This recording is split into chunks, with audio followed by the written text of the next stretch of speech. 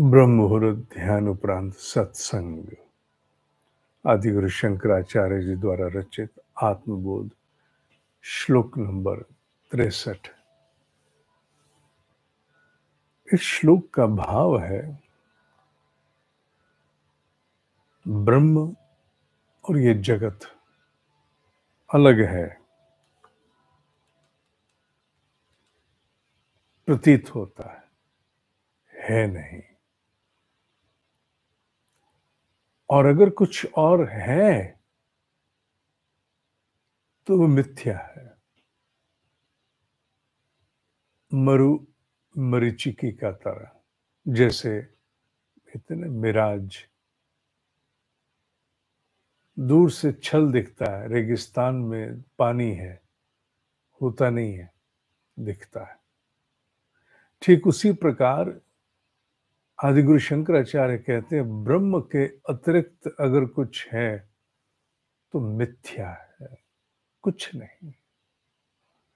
वही है प्रतीति में जगत ब्रह्म से भिन्न दिखता है, अर्थात जगत दिखता है, ब्रह्म का आभास कहाँ हो पाता है। जगत तो हम अनुभव करते हैं, आसपास के सब चीजें अनुभव करते हैं।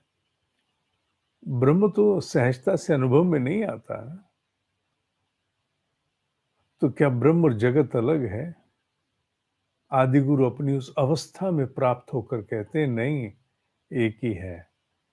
और इस बात की पुष्टि करने के लिए, उसे और बल देने के लिए वो कह देते हैं और अगर कुछ कोई है भी तो मरु मरीचिका की तरह रेगिस्तान में जल जैसे छल के रूप में दिखता है नहीं। उस प्रकार जगत अर्थात ब्रह्म के अतिरिक्त अगर कुछ है तो वही मिथ्या है। दिखाई देगा तो भी होगा नहीं, चूंकि है केवल ब्रह्म ही। श्लोक में वो इस प्रकार कहते हैं, जो आपके समक्ष YouTube में आएगा। जगत विलक्षण ब्रह्म ब्रह्मणः अन्यत न किंचन। जगत ब्रह्म से अलग है, विलक्षण अलग है, दिखता है, प्रतीत होता है, पर ब्रह्म से अन्य और कुछ नहीं है। ब्रह्म अन्यत भाति चेत मिथ्या यथा मरु मरीचिका। और ब्रह्म के अतिरिक्त अगर कोई प्रतीत होता भी है तो केवल केवल केवल एक मिथ्या है, एक छलावा है, मरु मरीचिका।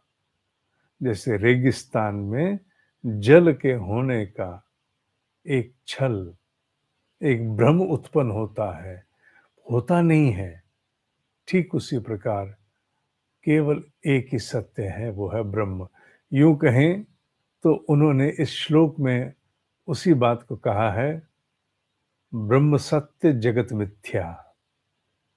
ब्रह्म सत्य जगत मिथ्या के सूत्र को उन्होंने इन शब्दों में कहा, जगत विलक्षण ब्रह्म ब्रह्मणः अन्यत न किंचन। ब्रह्म अन्यत भाति चेत मिथ्या यथा मरु मरीचिका। चूंकि अब आत्मबोध के उस निष्कर्ष को हम आगे प्राप्त करने जा रहे हैं, बहुत अधिक श्लोक नहीं बचे, संभवतः 4 श्लोक और बचे होंगे संभवतः। अब वो इसी स्थापना की ओर आगे बढ़ रहे हैं और कुछ नहीं है, एक ही है, पूर्ण द्वैत। एक ही है जहां से उत्पन्न है और कुछ नहीं है, कुछ भी नहीं है। जो भी भेद, जो भी भांति भांति भेद विभेद दिखते हैं, है नहीं। और अगर कुछ है तो केवल मरु मरीचिका, छल है।